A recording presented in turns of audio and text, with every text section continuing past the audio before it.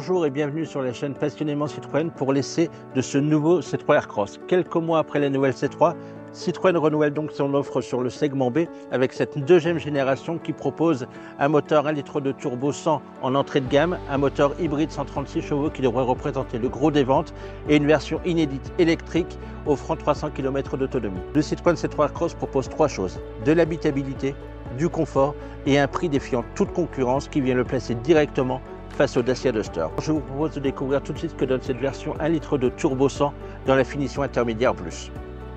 Alors, au volant de ce C3 Aircross équipé du moteur du turbo 100, une fois n'est pas coutume, on va d'abord parler de la finition intérieure puisque ce moteur essence thermique n'est pas disponible avec toutes les motorisations. Il est disponible que sur les finitions d'entrée de gamme, donc U, et la finition intermédiaire plus, c'est celle qui est donc actuellement à l'essai. Ça permet donc de la voir et de constater que finalement elle n'a pas grand chose à envier à la finition max, puisqu'on retrouve donc l'écran multimédia de 10,25 pouces avec le même système multimédia que sur la finition max. La seule différence, c'est qu'il n'y a pas la navigation par Citroën, mais comme il y a la réplication du téléphone et avec notamment Android Auto ou Apple CarPlay sans fil, finalement on peut récupérer la navigation de son téléphone et donc compenser cette absence de navigation. Donc c'est vraiment pas un problème sur cette finition plus. On a également un tissu qui n'est pas un tissu 3D sur la planche de bord, qui est un tissu clair quand même, un tissu gris qui apporte là aussi du cachet à cet habitacle. Et enfin les sièges sont des sièges Advance Confort, donc exactement les mêmes que ceux de la finition supérieure max, si ce n'est que les dossiers ne sont pas clairs mais plutôt gris. Pour autant, voilà, ils tiennent aussi bien le corps, ils sont aussi confortables. Cette finition plus est une très très belle surprise et vraiment elle pousse à voir ce que vraiment la finition max peut apporter. L'avantage de cette finition max, c'est qu'elle apporte tout du temps, ce qui n'est pas le cas sur la finition plus. Pour le reste, donc l'essentiel, c'est donc le moteur. Le moteur donc ici est un litre 2 qui n'est plus un litre. Le moteur est un litre 2 qui n'est plus un litre de PureTech, puisque 40% des pièces sont neuves. Le moteur a été complètement retravaillé, notamment pour supprimer cette fameuse voie qui a causé tant de problèmes. Ici, donc, elle est remplacée par une chaîne de distribution. 40% des pièces sont neuves, donc c'est un nouveau moteur. Et on espère donc que les problèmes de fiabilité que le PureTech a pu connaître seront résolus. Toujours est-il qu'il offre donc 100 chevaux avec un turbo et il se montre extrêmement volontaire. C'est vraiment un petit moteur fort sympathique. Il est volontaire, il est dynamique, il permet vraiment de monter dans les tours. Il offre de très très bonnes performances pour un véhicule de ce gabarit. Alors, quand même, le C3 Aircross, c'est 4,40 m de long, un physique quand même bien carré, qui n'est pas le plus aérodynamique qui soit, et pour autant, voilà. Alors, il est léger, hein, le C3 Aircross, pour comparer à une C3, il a une centaine de kilos d'écart. On ne les sent pas sur les performances du moteur. Le moteur répond bien présent. Il permet donc des relances tout à fait satisfaisantes sur quel que soit le type de parcours utilisé. Donc c'est vraiment hyper agréable. Le corollaire de ça, c'est qu'il fait un peu de bruit. Donc, déjà, c'est un moteur 3 cylindres. C'est pas forcément ce qui est le plus agréable en termes de sonorité. Mais là, c'est vrai que celui-là se montre un petit peu bruyant sur les trois, notamment sur les trois premiers rapports. On sent que voilà, enfin voilà, il monte un peu dans les tours. On l'entend bien monter dans les tours. C'est un peu dommage. Ça se calme après sur les autres rapports. Ça s'atténue complètement sur le sixième qui est destiné essentiellement sur l'autoroute. Et c'est là sur l'autoroute qu'on va commencer à avoir d'autres bruits qui apparaissent, notamment les bruits aérodynamiques à partir de 110 km/h, qui, comme sur la version hybride, deviennent de plus en plus présents. Alors c'est soutenable jusqu'à 120, 120, 125. Au-delà, ça peut devenir un peu compliqué. Voilà. En roulage normal, bon bah voilà, ça fait pas trop de bruit. C'est vrai que dans les franges d'accélération, bon, ça monte un peu dans les tours. C'est pas forcément hyper agréable à l'oreille.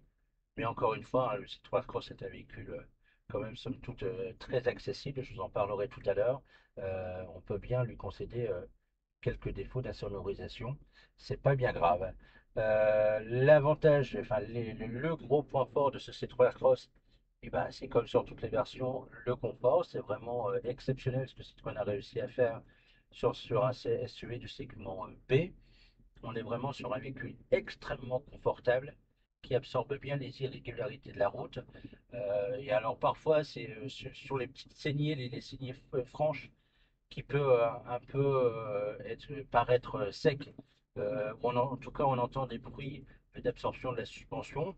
Et sur le reste, c'est vraiment un bonheur à utiliser au quotidien. C'est une douceur de conduite vraiment parfaite, avec une direction très assistée, très douce et très agréable.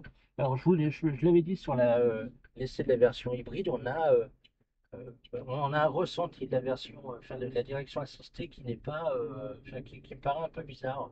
Je n'ai pas cette habitude-là. Mais bon, voilà, la voiture est maniable, ça, il n'y a pas de problème. La direction est douce, elle est précise. Mais c'est vrai que le ressenti de la direction assistée est un peu bizarre au premier rapport, mais après, on s'y fait encore une fois assez rapidement. C'est pas vraiment un problème. Mais voilà, donc on a un très très bon niveau de confort et une très très bonne tenue de route.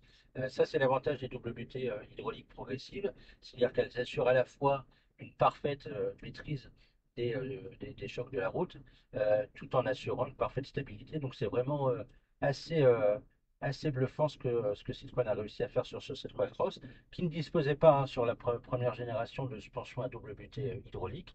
Il disposait des sièges Advance Confort depuis sur le restylage, mais pas des suspensions. Et donc c'est une première sur le segment B également d'avoir un tel niveau de confort. On est vraiment quasiment à bord d'une C4. C'est vraiment hyper agréable.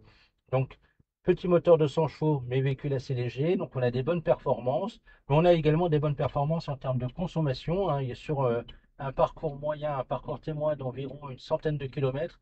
Et bien finalement, je suis sur un assez épatant 5,7 litres de consommation moyenne.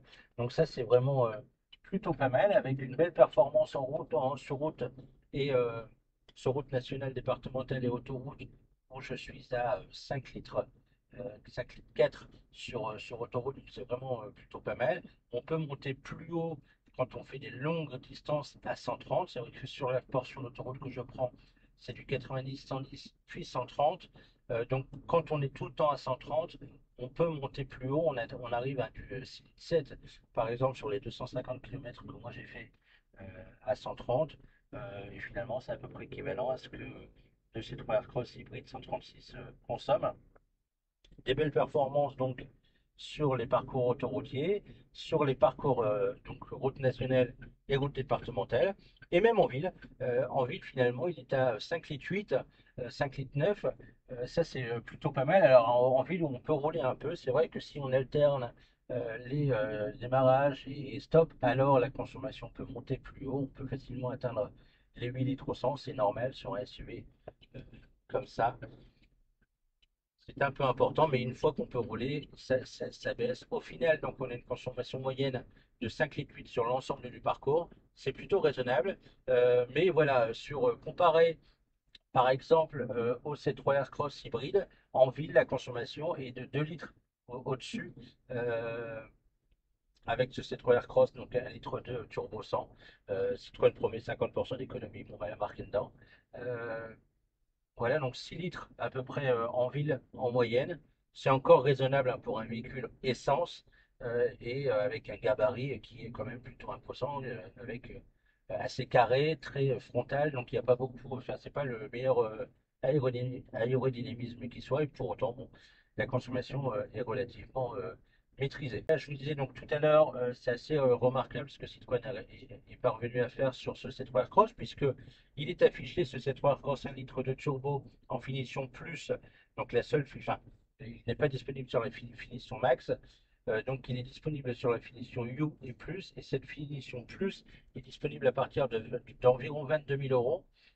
C'est juste dingue ce que Citroën est parvenu à faire, puisque, à titre d'exemple, une Clio, quand on prend une Clio TCE 90 chevaux, bas de gamme, donc sans le même niveau d'équipement que celui-là, elle est aussi environ à 21 500 euros. Bon, ben, pour 500 à 1000 euros de plus, on a un gros SUV de 4,40 m hyper spacieux, hyper confortable, pour le prix quasiment d'une petite Clio. Donc ça, c'est vraiment fort. On ne sent pas du tout les économies que Citroën a pu réaliser pour faire ce C3 Aircross, puisque bah voilà, il est plutôt bien dessiné à l'intérieur. On sait que les plastiques sont tous durs, ça c'est une certitude, mais c'est quasiment le cas sur l'ensemble du segment B. L'assemblage ne souffre pas la critique. J'ai entendu aucun rossignol, aucun bruit de plastique sur l'ensemble des 10 jours de cet essai. La présentation est plutôt flatteuse avec ce tissu qui apporte beaucoup de chaleur. On a un habitacle lumineux, hein, vraiment chaleureux et lumineux, donc c'est vraiment très bien, qui dégage une très belle visibilité vers l'avant. Ça, c'est vraiment hyper appréciable. On a beaucoup de lumière. Citroën vise le bien-être, hein, au-delà du confort des sièges et des suspensions. Citroën vise le bien-être. Eh bien, on est vraiment bien à bord de ce C3 Cross. C'est vraiment euh, c'est vraiment très appréciable, très agréable au quotidien. Et puis même si c'est un gros bébé de 4,40 m, finalement, on n'a pas l'impression d'être au volant d'un gros bébé, d'un gros SUV. Donc c'est plutôt intéressant. Alors, cette version à litre de turbo est également la seule de la gamme à être disponible en boîte manuelle, puisque les autres, donc électriques forcément et hybrides, c'est en boîte automatique. Donc c'est la seule version à être disponible avec la boîte manuelle. On retrouve le pommeau enfin le levier de vitesse de la C3 qui est le même que la 208 notamment. Chez Stellantis, on partage les pièces. Il offre une bonne prise en main. On a vraiment voilà, une bonne préhension, donc ça c'est vraiment agréable. Les rapports sont francs. Voilà, on n'a vraiment pas de problème de verrouillage. C'était vraiment un problème chez PSA pendant quelques temps. Et là, les verrouillages sont bien francs. Les débattements du levier de vitesse sont plutôt courts. Donc ça, c'est aussi agréable. Les vitesses passent bien. Les rapports sont bien étagés. C'est une boîte 6 vitesses, évidemment, mais la sixième, elle est exclusivement destinée à l'autoroute où elle va permettre donc de faire baisser la consommation avec les, euh, les tours minutes du moteur.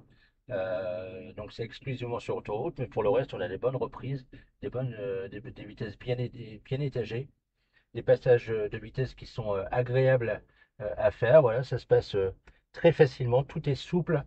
C'est vraiment une bonne performance. Enfin, c'est vraiment très agréable à manier au quotidien, même si évidemment ça n'a pas l'atout de la boîte automatique. Alors, à titre de comparaison entre un C3 Aircross 1 litre de turbo ici à l'essai et un C3 Aircross hybride 136 chevaux, on a déjà donc 36 chevaux supplémentaires plus l'apport du moteur électrique qui est dans la boîte automatique à 6 rapports sur le MHEV 136. Et on a environ 3000 euros d'écart. C'est à regarder, mais c'est vrai que l'hybride 136 va permettre de faire de sacrées économies en ville. C'est ça, c'est vraiment son principal atout avec 50% de temps de roulage en 100% électrique.